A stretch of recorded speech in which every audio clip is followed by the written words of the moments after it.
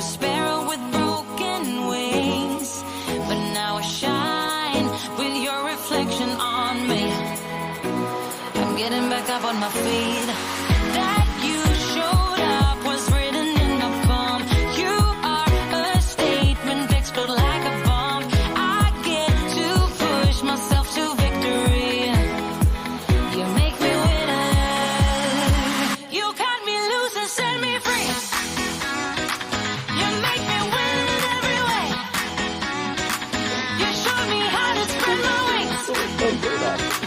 Yes, I'm the winner of the day. You cut me loose and set me free. You make me win in every way. You showed me how to spread my wings. Yes, I'm the winner of the day. Yes, I'm the winner. All right. We are finished together with part 2, and I'm so excited for you viewers tonight. I have Counselor T with us, and I'm going to have her say some things in just a moment. So um, before I bring her on, I just want you all to know that, it is definitely a privilege and it's an honor to have someone that is working with you, that is part of your ministry, that is serious about the things of God, that is serious about the move of God, and also helping people. So we're going to bring her on, and we're going to talk about mental health. We're going to talk about road, something that we're getting ready to release in Rochester, New York, in a couple of months. So I'm excited for what God is doing in this ministry. I'm excited for how He's using people. So yeah, we're getting ready to get started with this second part of talking about mental health with me, Apostle Q, Lady Q, and Counselor T.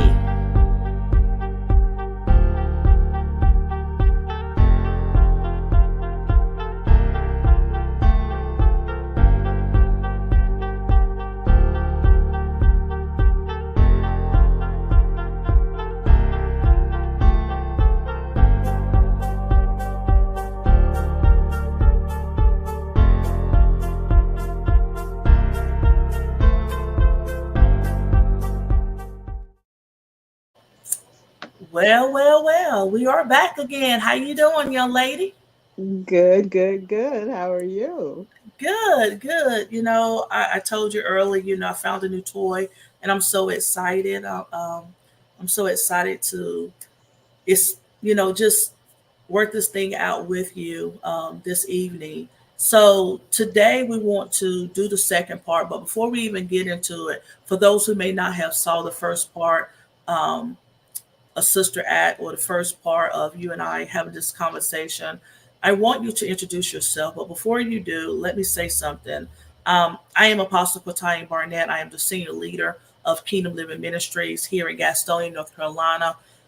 There's many branches that falls from Kingdom Living Ministries. There's many branches that falls from me as the leader. And one of the things that I want to bring to the table to be a blessing to you all is this particular nugget from KLM, which is the mental health. We understand that mental health is something that many people are facing, whether it's you personally or you have a family member or co-workers. And as the church, I believe that it's time for us to have this type of conversation. I believe in being real. I believe in dealing with those tough verbiages, that people don't want to talk about. So we don't mind talking about the elephants in the room. So on this platform, myself and T, we're going to be talking about different things, not just mental health, but we're going to be talking about homosexuality. Why does that scare the church? Why does that? And I thought about that, T, when I was at home and getting ready for the second part. I thought about that. Why does that scare the church? Why does that frighten leaders and people? Why during this season in our lives, at this time in history, why can't we have a mature conversation when it comes to homosexuality and the church? So we're going to be talking about those things. We're going to talk about molestation, conversations that people don't want to talk about in the church. I want us to talk about just various sexuality, why people do the things they do. For those who are kind of like in between far as their sexuality, what does that mean? What does the pronouns mean? When somebody come into your church and they don't look like you, why do some people just push them to the side? Mm. Why is there a negative conversation when it comes to someone who doesn't look like you? And I'm the kind of person, I don't mind having conversations. I don't mind talking about, is it okay to drink alcohol? Is it okay to smoke cigarettes or cigars? Is it okay to hang around people who don't look like you? I don't mind having those conversations, because I believe if you don't have those type of conversations, the people there will never know, and you don't want to just leave people guessing, are they doing the right things or the wrong things? Before we really dive in, my son D. Austin, we were talking about sin one day, and one of the things he said, and you have to meet D. Austin to understand D. Austin. D. Austin is not one that you can just say the sky is blue.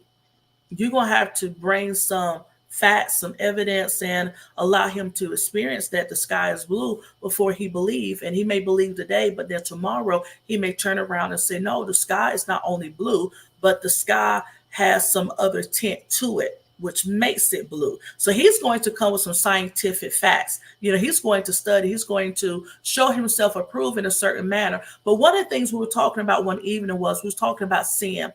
And he said, what's my stumbling block may not be another person's stumbling block. Mm-hmm. And because it's not your stumbling block, you may be able to indulge in it without it being a problem. Whereas a lot of people want to talk about these big things that we consider to be sin. And this is why some people feel like, well, I can't go to church because I am continuing in this particular thing. You see what I'm saying? But it may not be that person's stumbling block. It may not be yours. You know what I'm saying? I don't smoke cigarettes, okay? But is smoking a cigarette going to take a person to hell? Mm. And so sometimes people think, well, because I smoke cigarettes, maybe I should not go to church, or maybe I should not participate in church because I'm not clean, I'm not holy, I'm not put together in a certain way. And I think the church has done a poor job far as identifying what sin is to God, what stumbling blocks are to other people.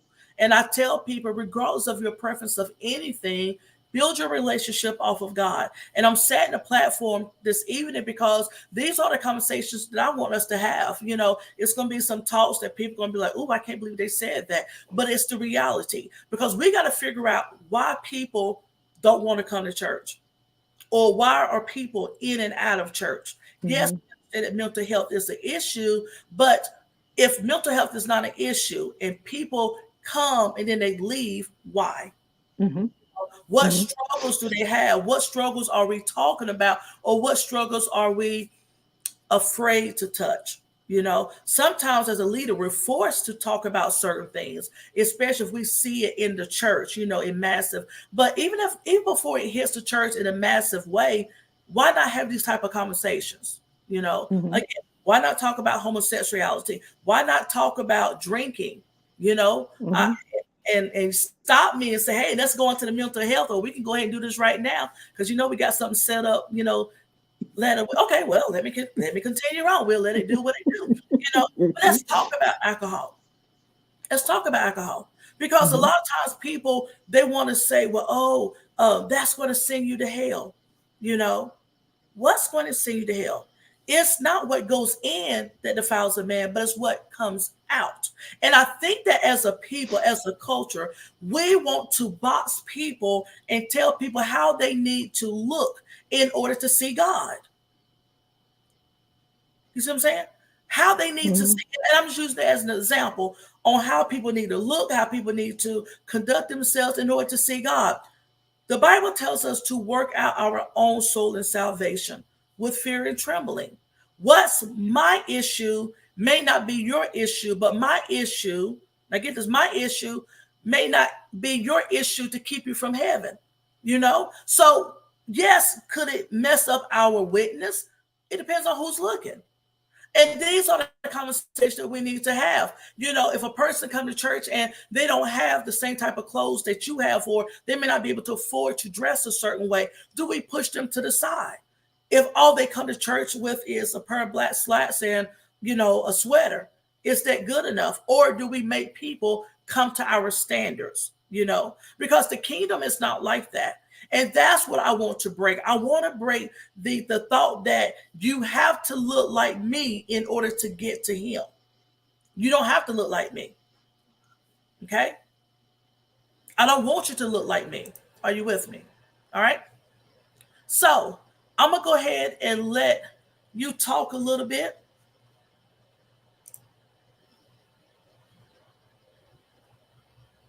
I'm going to let you talk a little bit, okay? Let me get myself together so you can hear me all right. Go ahead. No, ma'am.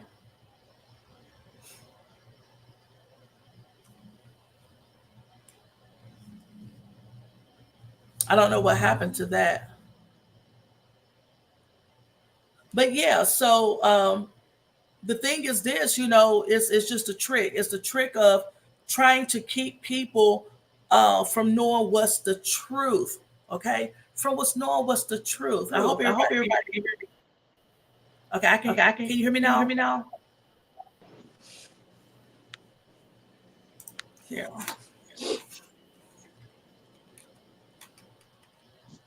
Let's make sure we get this together because I won't. Okay. All right, there you go. All right, yeah. So I think it's a trick of the enemy to get people out of their place in the things of God, you know, by saying that if you like social events, if you go to a social event, like if me and you were to go to a social event, oh, well, we've seen the pastor and we've seen Minister T, and they was at a social event doing business. Okay. Okay.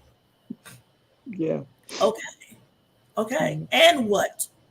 How is that going to affect my walk with Christ by me being at an event?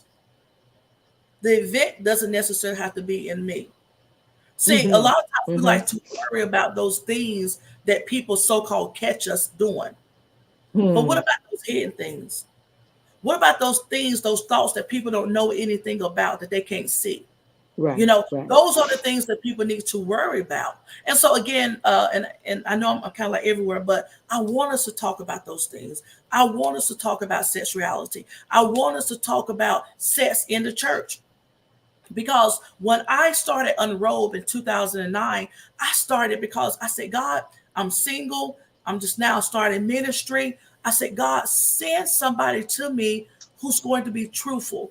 You know, how can I minister and still be saved, sanctified, and filled with the Holy Ghost?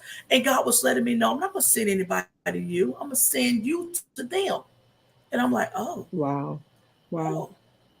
So you want me to be transparent? Okay. So then that's when he gave me Unrobe. And Unrobe, one of my armor bearers at the time, she was undressing me, was taking off my robe, and I was just sweating, you know, up under my robe. And that's when God gave that to me. He says, while you got that robe on, people can't see the sweat stains. They can't see your undergarments. They can't see how much you produce while you was covered.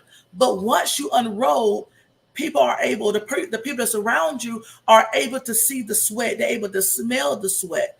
And that's how Unrobe got birthed. And so it was Unrobe that we're going to talk about also, because we're going to bring that to New York. Unrobe is a healing ministry to let people know you don't have to expose me. I will expose myself. You don't have to say that I stink. I will tell you I stink. You don't have to say, oh, she'll cuss you out. Yes. You don't have to say anything about me. I am free to tell you about me. You understand? And so the thing about this is with the church, we're not free. We say whom the Son set free is free indeed, but we're not free. We're not free to talk about those things. And what happens is people go home in bondage. Okay, let me stop because I feel myself going on, but it's about us tonight. It's not about me. It's about us. So go ahead. Tell the people who did not see the first part. Tell them who you are. Let's touch, Unrobe.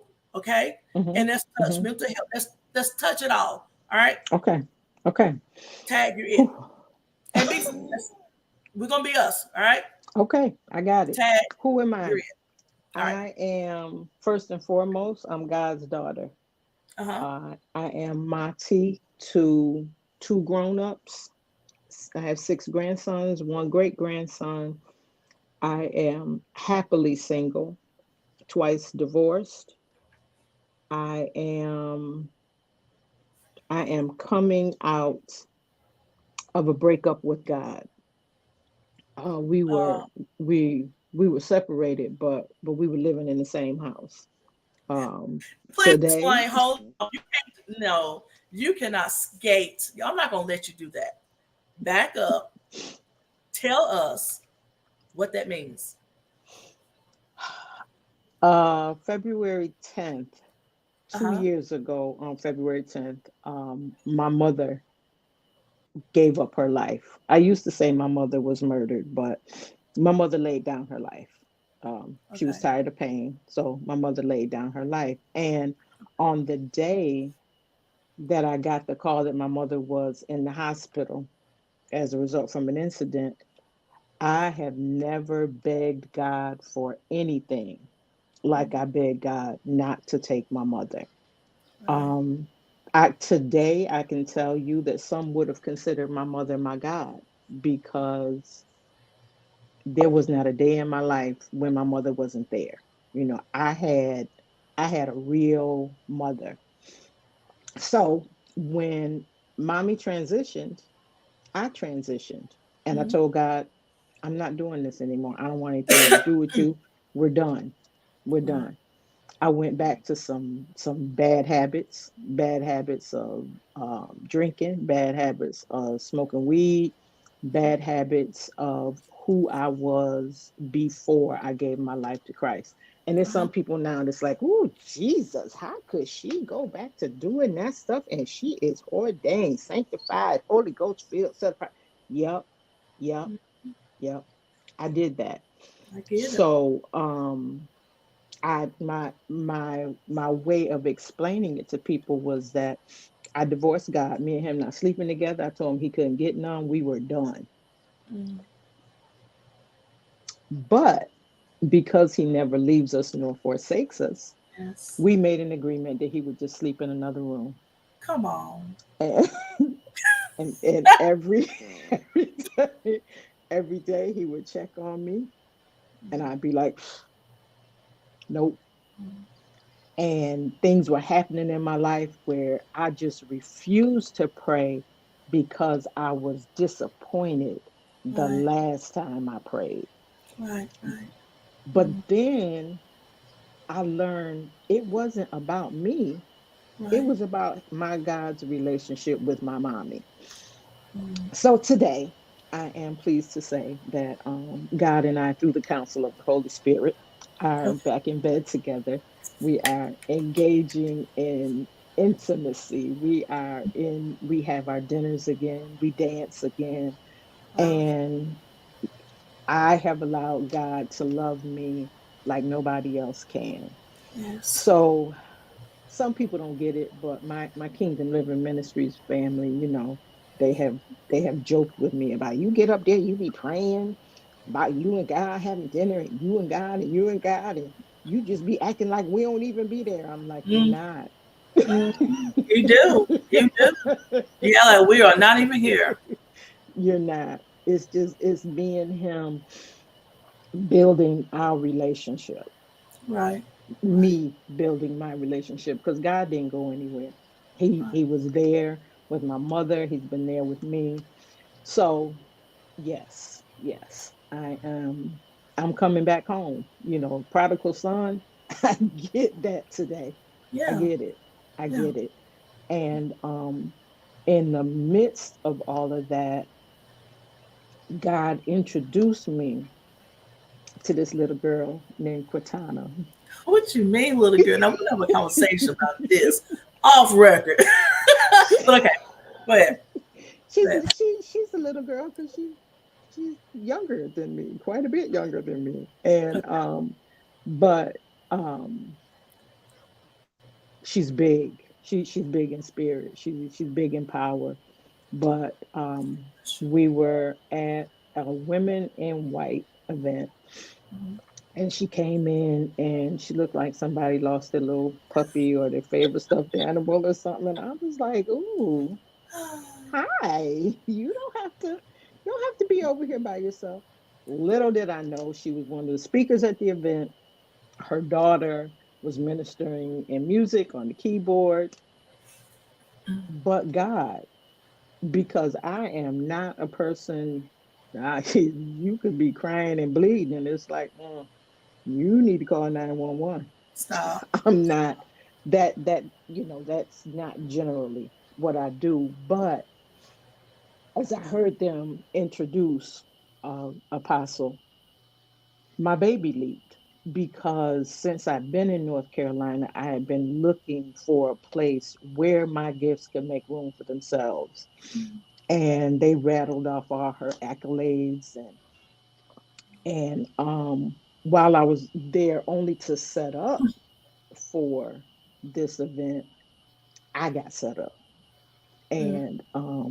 And I my plan was to go set up and then go to the farmers market. So, I had on my little thug clothes, my little track suit and my sneakers.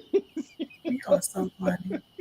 So funny. And I found myself operating in the gift of travail, which is something I try to stay away from because if you don't know anything about it, it's not something you play with. Mhm. And I heard her say to me as I was ministering, "Do you know what you're doing?" Mhm. Yep. And from then on, it was like she and I grew up in Rochester together, or, I knew her big sisters or something like that. And then I came to the ministry because I was going to be the counselor of the ministry and I was going to help everybody in the empowerment center. I was going to go in there and, Yeah. yeah, well, God said, what you're going to do is you're going to join this church and you're going to serve. Wow. Wow. So I'm at Kingdom Living Ministries. I am a pastoral counselor, mental health counselor by education. And, those are things that I do. But at the end of the day, I'm God's daughter. Mhm. I'm a mother. I'm a grandmother. And I am a great grandmother. Yay. And those are my accolades. I don't care how many letters they put after my name or how many letters come before my name. When I am eulogized, I want to be eulogized as God's daughter, Mati, Yes. and that's my legacy. Yes. That's who I am, and the other stuff is what I do. Well, I love who you are and I love what you do.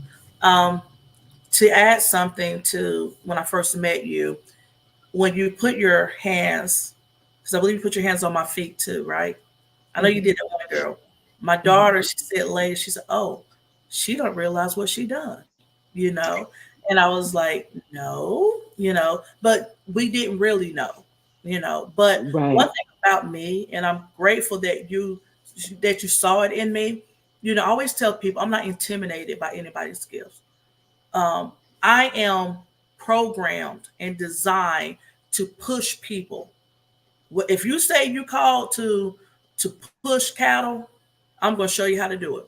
I'm going to Hmm. encourage you. You know what I'm saying? And we're going to get this party started. We may not get the party started the way you think that we should. It may not go as fast as you think that it should, but you have to trust the process. Because Hmm. what people don't realize is when you come into a ministry, you have to figure not only that person out, but figure the season out.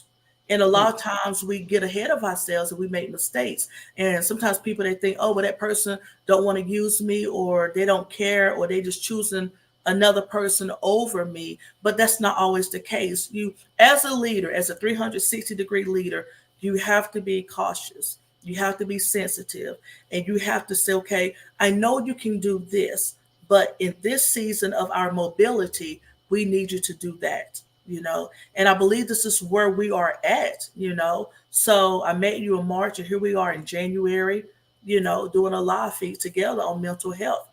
Before we get into the mental health, let's talk about Rochester real quickly with the Unrolled. What do you think bringing Unrolled, from what you have heard me say about it, what do you think this is going to bring, and what is it going to do to Rochester? Prior to, I can't even remember how long it goes back. I was part of a ministry called Open Arms Ministries. Mm-hmm. Open Arms Ministries, under the guidance of Reverend Valerie Anderson Smith out of Seattle, Washington. Open Arms Ministry was a ministry that counseled abused women. Uh-huh. And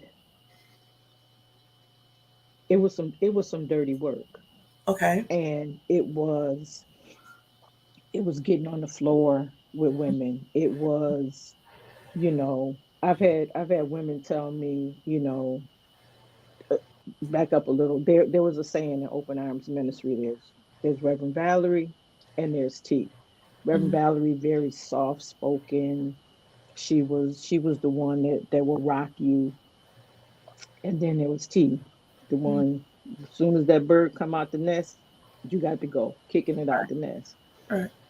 And women would tell me, I don't know, you kind of rough, you hurt my feelings. Mm-hmm. Okay, Right. did I hurt your feelings worse than your spirit and your body and your mind was hurt that led you here? Right. But those same women, if I see them today, T, do you remember? Mm-hmm. And honestly, it's not that I don't care about what I do, Mm-hmm. but God doesn't allow me to hold it Right. so that I don't become prideful, because it's not me. It's not Right. me at all. It's Right. it's all God. Right. So unrolled is like that. Okay. It's some dirty work. Mm-hmm. It's I ain't nobody got time to play with you. Exactly that part. Yeah, I don't, I'm not playing. If Right. you hear, Right. like when you take a class, and the person get up in front of the class and they say, if you think you're in the wrong class, you need to leave now. Yep. Yep. That part. That part too. So if Yep. you not ready Yep. to allow them layers to be peeled back, Yep. take the robe off, take the lashes off, take Yep. the wig off, take the fake off. Yes. Yes. So um I was born and raised in Rochester. Mm-hmm. And Rochester is, you have a sect of people who are ready to really, really be free, to Amen. really move from where they are to where God would have them to be. And you can't do that Right. with layers and layers and layers on Right. you. And Right. sometimes you don't even realize, because especially as women, we real good at dressing it up, putting something Right. over it. Right. Got a black eye, we got all the concealer and Yep. everything to put over it. Got a Right. black eye on your heart, Right. you shop. Right. You got a black eye, um you got a limp. Right. You get you Right. some shoes and work it out, or you put a little swag with it, so Right. they don't know it's a limp. They just think you sexy. Right. Come on. But when you and that fella go to your house, Right. and he wake up and roll over and be like, "What? Wait, Mm-hmm. we you? I thought it was the heels." Right. uh, Come on now. yeah. Right. So, and I believe that in addition to the ones I left, Mm-hmm. who were rogue. It's some young people Mm-hmm. that's in my contacts. It's like I had enough. Right. And the reason I don't go to church is because it's full of fake ass people. Right. Right. Right. Right. Right. All they want to judge you, but Right. Right. Right. well, at Unrolled, we come to tell the truth, the whole truth, and nothing but the truth. Right. Right. And like you said, if this class ain't for you, go ahead, get up. Mm-hmm. Because the thing is this for me, I want to talk about topics that people don't want to talk about, but they know it's a conversation. I know like when me and my ex-husband got divorced, you know, I had one person to say, "Hey, are you going to talk about it?" And I said, "In due season." Mm-hmm. But it's not anything to talk about to shame him or even our marriage. It's the truth about what we have been told as a pastor. And I'm going to mess some folks up that you have to be married Yeah. if you are in leadership, Mm-hmm. you know, or you think that whether somebody tell you that or not, you think that. Now, did we love each other, all that good stuff? Yeah, I'm not even going to talk. I cannot say anything bad about this man, okay? And I'm not going to do it. But what I am going to talk about later on is what the church say and how the church make young women, black women, feel when it comes to being in positions and being married, or or we think that every young girl has to be married. I joke with my daughter, I joke with my son, but at the end of the day, I know what it takes to be somebody else's spouse. And if Mm-hmm. they don't want to be married as the church, we shouldn't put all that pressure on people, because it takes more than you shouting to keep a marriage. Oh yeah. It takes more than you having a title or having a church. Having a church and being married, that's some big old beans right there. That's a big pot that you got to fill. And I remember being upset after we got divorced. I was upset because I was like, none of my pastor friends came to aid. Everybody who said that they hear from God and can see God and Mm-hmm. know God and can smell God, couldn't nobody pick up that I was hurting, that he was hurting. Didn't nobody pick us up. And even my ex, he was like, cute. He said, where's our friends? And even after we divorced, we remained friends. We figured this Mm-hmm. thing out later. It's crazy. Mm-hmm. People think, well, y'all married, now. We figured it out. That's the kind of conversation I want to have with people, Mm-hmm. not rushing. And that's why it's called Sister Act, because it doesn't matter about the color of your skin. These are real topics that hit us as women. And sometimes we go to church and we broken, but we just go through the motions. I don't want people around me going through the motions. That's why I Nope. say all the time at our church, no, we're here for you. I don't want anybody to suffer. I don't want anybody to feel like they are unloved. Now, if they keep feeling like they're unloved and we keep trying to show them love, then yes, we need to start setting up some appointments, some time Mm-hmm. slots, because Mm-hmm. it's deeper than what you are allowing us to pour in. That's something totally different. But far as Mm-hmm. Sister Act and Unrolled in New York and some of these other locations, it is designed to, at the end of the day, still restore people back to God. It's to get us as women to have those conversations. We don't mind talking about beauty. We don't mind passing beauty tips. We don't mind talking about that man being a dog, right? Or what he done to you and all this Mm-hmm. stuff. We Mm-hmm. don't mind talking about those things, but we don't want to talk about those things to be healed. We don't mind saying Right. what we done to Right. hurt you. We don't Mm-hmm. mind saying that we were raped or we were molested, you know, in a group. We don't mind talking about that. But we don't want to go forward as in, how can I how can I be healed? How can I recover all? How can I get my time back? How can I get all the years that I lost being dedicated to a relationship that wasn't dedicated to me? You Mm-hmm. know? So Under Robe is about that and a little bit more. But I still think that the mental health has a lot to do with people staying covered, you know, I don't Yeah. want you to see. And you said something in our first segment. You said something about even if you try to keep it on a hush hush, you're basically this is what you said. Even if you try to keep it on a hush hush, your actions are gonna still tell us that something's wrong with you. Mm-hmm. You may try to pretty it up, but no, something's wrong. Tell us, what does the church look like in the future with mental health if we don't fix it or if we don't deal with it? Statistically, church attendance drops off every year, Uh huh.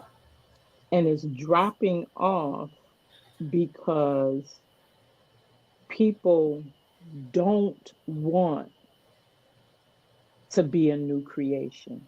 Okay. And the standards of the church, not God's standards, Right. but the standards of the church. I have tattoos from my neck to Mm-hmm. my feet. I've been in youth ministry for over for about 30 something years because my children, I followed them. Mm-hmm. And my house was the house where the kids came and hung out. And I had this one parent who was a pastor say, "Why the kids always coming over your house? What they be doing over there? They don't want to be home. If you really want to know, Yeah. come to my house. Right. You know where I live. If you're concerned about the truth that your child is going to tell about your house, Right. come to my house. Right. Right.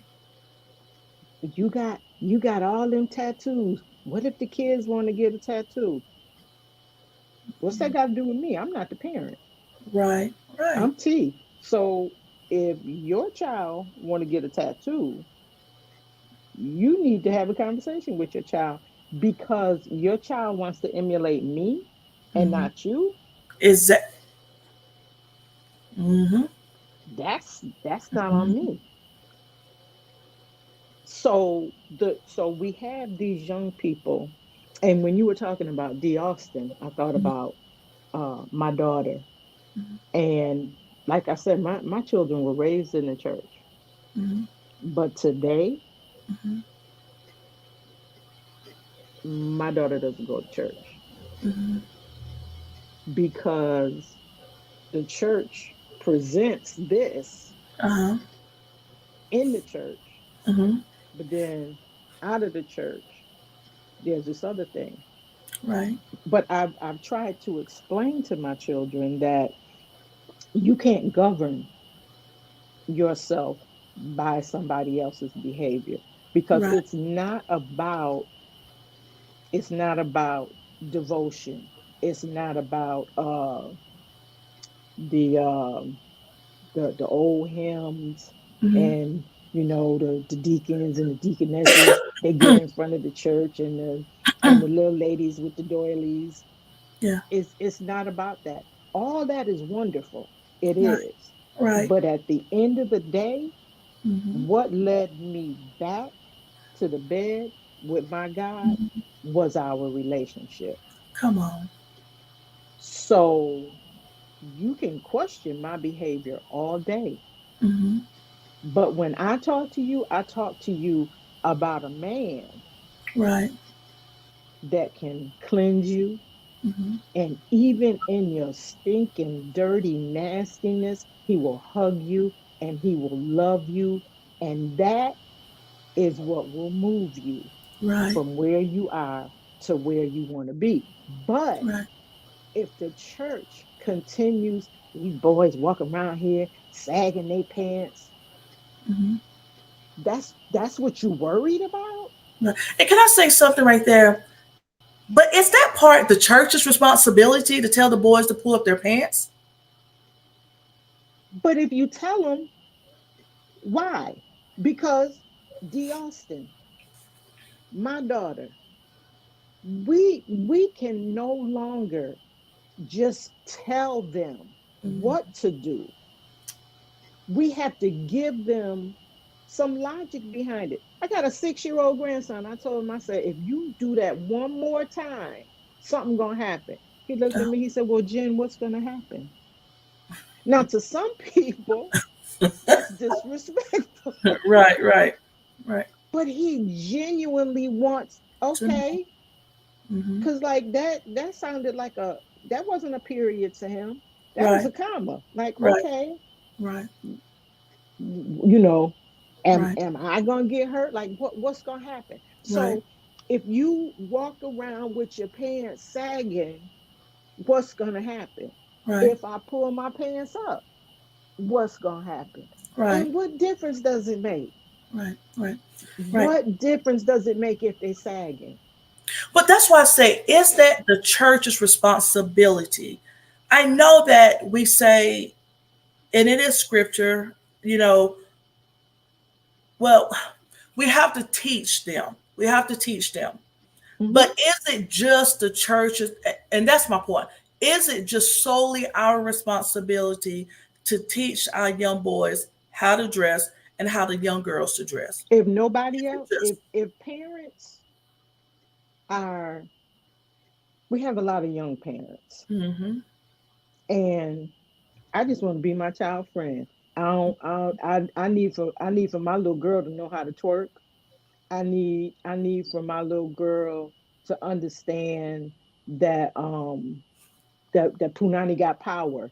I mm-hmm, need for my little boy, in order for him to really be a little boy, mm-hmm, I need for him to knock off as many holes as he can. right, right, So if it's not happening mm-hmm, at home, I believe it's scriptural that the church is to take care of the widows and the children. right, So if you're not getting it at home, because I remember as a single parent where I was going through stuff with my son. You know what my pastor told me? mm-hmm, We having a deacons meeting. Bring him down here. I said, oh, okay, well, I'll bring him and he said, and drop him off. I mm-hmm, was like, ooh, yes, sir. right. Okay. But we don't do that anymore. We can't, we Yes. don't allow people, and that was my point. The Mm-hmm. church, we don't allow people to discipline our children or to correct them. Far as the way they dress, their conversation, not so much the dress, but the conversation of Mm-hmm. how to do better and what's going to make them better. And I believe that we have set this generation up to care for themselves, Mm-hmm. really the past generation. So you are right. You know, you got these young kids raising young kids, and they're trying to gain their life and all that stuff. And the last thing on most of their minds, it is the church. Because when I was growing up, you know, they told us we had to go to church. Mm-hmm. It wasn't a question. You had to go to church, you know. But we didn't ask why. You didn't ask why. You Mm-hmm. went. But now we're in a generation to where there are some whys.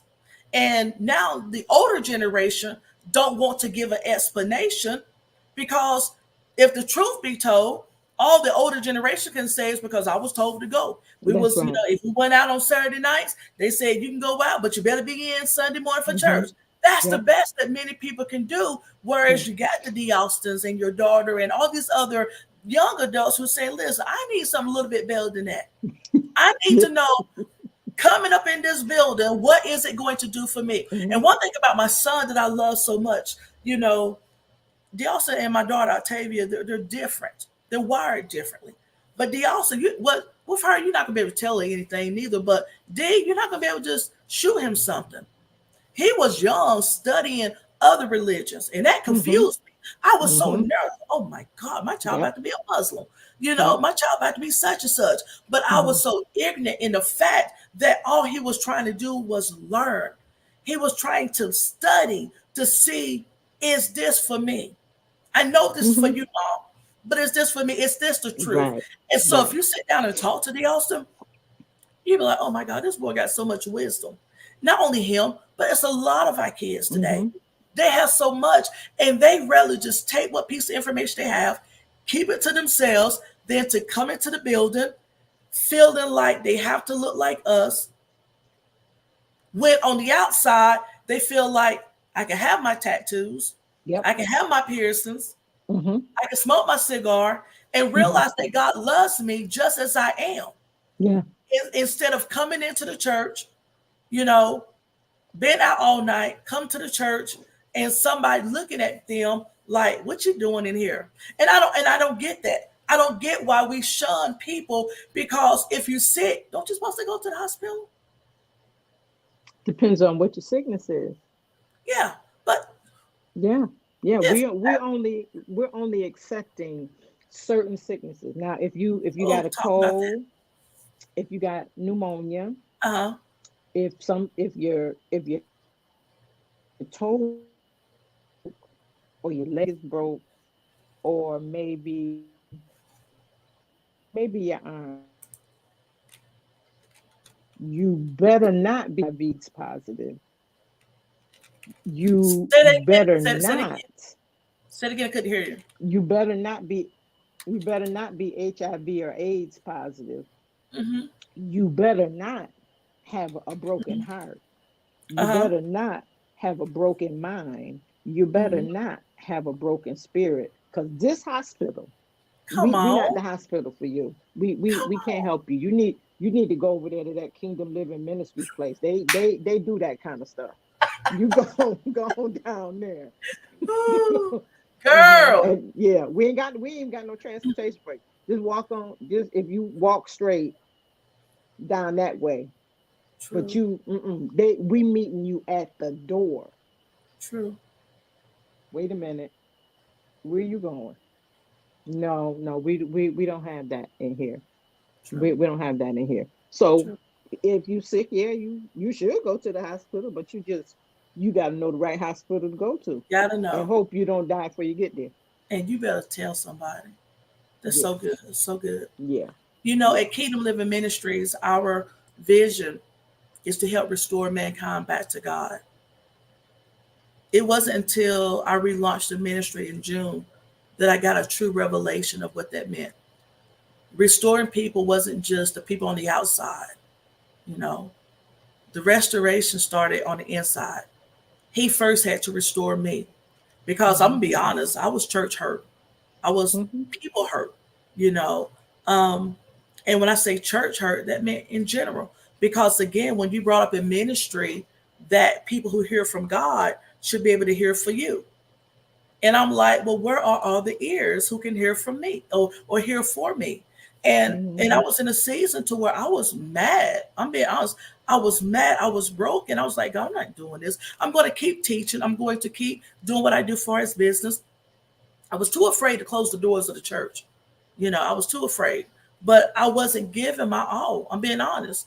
I was mm-hmm, okay. I was okay that it was just a few of us. I wasn't trying to do anything else, you know. And I'm being honest. And that's because I was like, I'm tired of fake people. I'm tired of people saying they love you. I'm tired of people saying, you know, if you need anything, they're there and not show up. I was tired of it. And then January of last year, I told y'all the story. God told me, he said, listen, you either gonna do it or you ain't. What you gonna do? Base, what you gonna do, Tanya?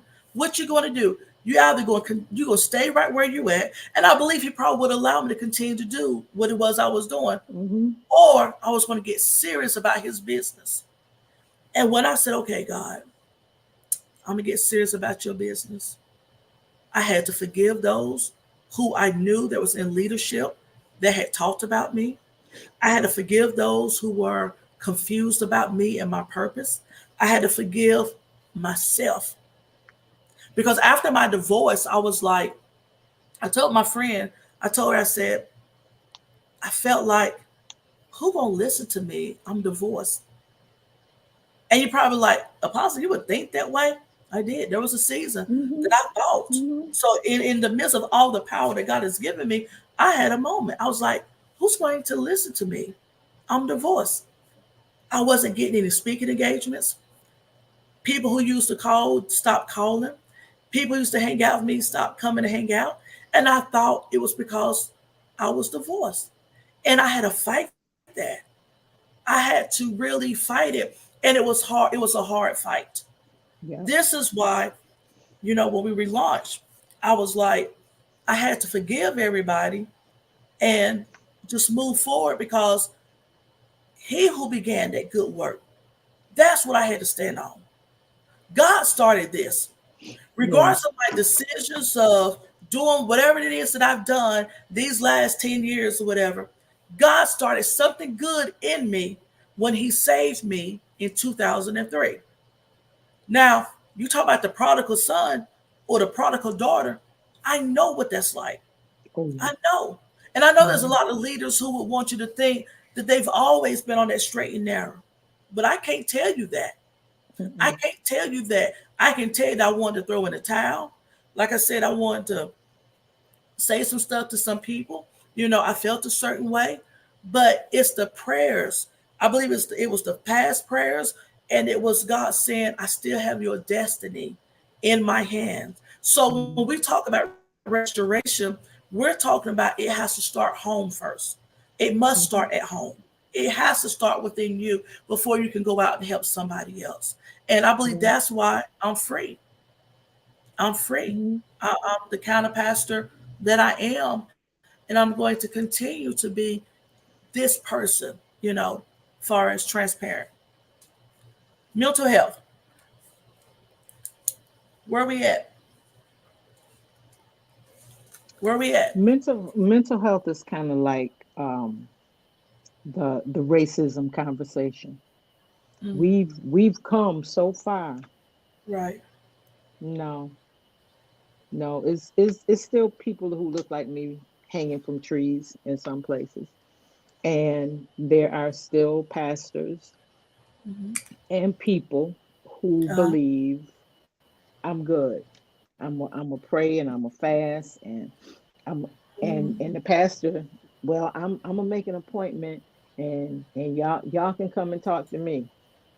Hold on. Talk So to you hold on about right what? there. Hold on right there. I know we don't have long, but pastors, talk about the importance of pastors getting counseling, having somebody to talk to. I'm sorry, 2 minutes No, at no, no. least. It's fine. It's fine. There there are pastors who have allowed me the confidence of their hearts. Hmm. Um, in Rehope Ministries is the counseling ministry that God gave me, Hmm. and it's restoring hope to those who have lost hope. So under the umbrella of Rehope Ministries, I have pastors who are like, I need to talk to somebody. And I remember when I was in seminary, them telling us that one of the largest reasons why pastors leave pastoring is due to lack of support. Because Hmm. when you see a pastor, there's this thing that you expect. Sticky. But pastors who work on themselves Hmm. understand that they don't have all the tools just Right. because they've been called to shepherd a flock. Come on now. You don't know what to do when three different personalities come and sit across from you. You want to automatically, oh, in the name of Jesus, I rebuke that demon. Okay. When that person leave Yeah. your office, they still gonna have three different Hmm. personalities. Exactly. So Exactly. in being able to let go, Right. you don't have to just hold all these my members. Right. No, they're God's people. Exactly. So Exactly. when you have the ability to outsource what you don't know, like Right. a pastor, if you come to your pastor and tell your pastor that you got clogged arteries, your pastor is not going to tell you, well, let me do the open heart surgery. Come on. I hope So, not. and I hope you say no if he does. So, God has equipped me and other mental health counselors to Right. do the open heart surgery. Right. Right. Right. He has allowed us to be able to get in there and help you repair those areas of your heart that are hardened. He's equipped us to go in and those places in your mind where you've gone and you got lost in there and there's nobody to bring you out. I'm the one. I'm the one to slow walk through hell and gasoline draws to get you and help you come out. Not gasoline draws. Gasoline draws, because it's just rough in there if you go in there by yourself and can't come out. Come on. And that's what I So, love about, yeah, that's what I love about you, because you allow people the freedom to be free. You know, just like last week, you said thank you for coming to me when I had that situation. You know, mhm, I didn't feel like, oh, I can't just, I felt comfortable to say, hey, this is this is it. You know, this yeah, woo, woo, woo, woo, you know, because because to make it seem like we all have it together all the time is a lie. To mhm, say that when the enemy comes, yes, we know when the enemy comes in like a flood, God will lift up a standard. But there are times to where you want to say, God, don't lift up nothing. Let me go at it. You know what I'm saying? Let yes, me fight. yes, You know, but yes, God knows that if you fight, you're gonna get, you know, you may get hurt, you know, and he mhm, knows better and stuff. So he knows how to cover his people. And that's why people such as yourself and other great counselors have to be released. And people have to learn to trust, not only trust your pastor, because there are some churches you can't talk to nobody but the head shepherd. I ain't like this. I got right, a lot going right, on. I ain't got. right, That's what I'm saying. Listen, no, mhm, you the campus. I know I said pastor on the other segment, but you're the campus counselor. But but people got to know that I can trust her too. Yes, your yeah, style may be different, and really it's pretty much a little similar to mine, but they should be able to trust. But the thing about it, people have to learn you. Not only you, but me or anybody else. You can't just mhm, go to a church and be like, well, I don't know. That's your fault because you don't know. mhm, Learn mhm, somebody. That person may have the band-aid or they may have the scalpel that you need, you know? right, We want right, to be effective. And I think if we're going to overcome this battle of mental health in the church and all these other infections that we deal with, we're going to have to be transparent and we're going to have to let people help us. Why yes, come to the hospital and they ask you on a scale of 1 to 10, where's your pain? You say, well, I'm just a 2, you know, when you know mhm, that you're really hurting. yeah, Or I wanted to tell the doctor, or I wanted to tell the nurse because I felt more comfortable with the nurse. But the doctor, you know, I just know that he or she's going to come in real quickly and go on back out. No, spit it out. Say what's going mhm, on so we can get you the healing that you need so that you can be effective. Don't worry exactly, about when they're going to sit me down. If that's the case, if your church do that, sit down and get healed. It's yes, okay to be healed. You don't have mhm, to be going through and bleeding on everybody, you mhm, know. And that's where we come in at Kingdom Living Ministries, you know, offering the support in ministries and in the lives of people to help restore people back to God. So, you know, I've enjoyed this. me too, I've enjoyed this, and I know we mhm, got another one to do, but I have truly enjoyed this. I pray that the people see, you know, what we have here. You know, we have a jewel here who's willing to help and guide people to truth, you know. yes, And I'm again here, I'm saying, you know, I'm not jealous of anybody's anointing. We got mhm, work to do. I can't do it all, and I don't right, want to do it all, you know. mhm, We had our conversation earlier, you know, the things that we got to plan, you know, for these next upcoming months. We need people in position, but not only do we need people in position, we need healed people in position. amen, All right, amen, yeah, all right, all right. Well, counselor, um, we're gonna get back together later this week mhm, and everything. We're gonna talk about some more things. I think this was good. I think this was good. me too, All yes, right. Stay encouraged, and I'll talk to you soon. All right, all righty, all right, you all. I'm happy to say this, Counselor T. She's been hanging out with us. So, yeah, that's good stuff.